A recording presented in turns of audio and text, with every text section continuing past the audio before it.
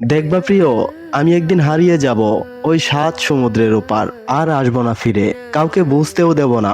শুধু আকাশ বাতাসকে সাক্ষী রেখে যাব, যেন আমি যাবার পর সেই আকাশ বাতাস তোমার কানে কানে ফিস ফিস করে বলতে পারে, আমি চলে গেছি অনেক দূর, পাড়ি জমিয়েছি 7 সমুদ্র।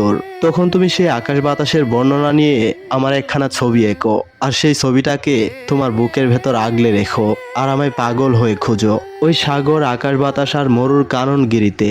আমি জানি তুমি কখনোই তা করবে না, আর যদি কখনো আমার খোঁজ করো তবু আমায় খুঁজে পাবে না।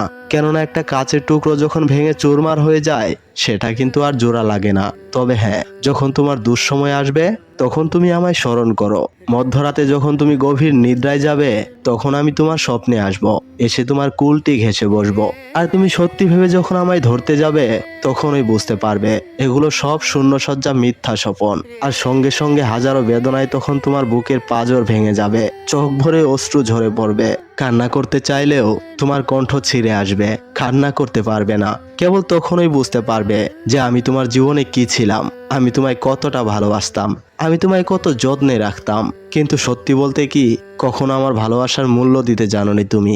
আমার সঙ্গে ছলনা করে গেছ সারাটি জীবন ভর, কান্নার অভিনয় করে ভাসিয়েছ আমার এই অতৃপ্ত জীবন। তাই তো আজ তোমার চোখে কান্নার কোনো জল নেই, তোমার চোখে কোনো ঘুম নেই, তোমার মনের কোণে ভালোবাসার প্রশান্তি নেই। আর এইসব স্বপন ভেঙে যখন ভোরবেলায় দরজা খুলবা তখন তুমি দেখতে পারবা তোমার আঙিনায় হাজারো শিউলি ফুলের উচ্ছ্বাস দেখা যাচ্ছে।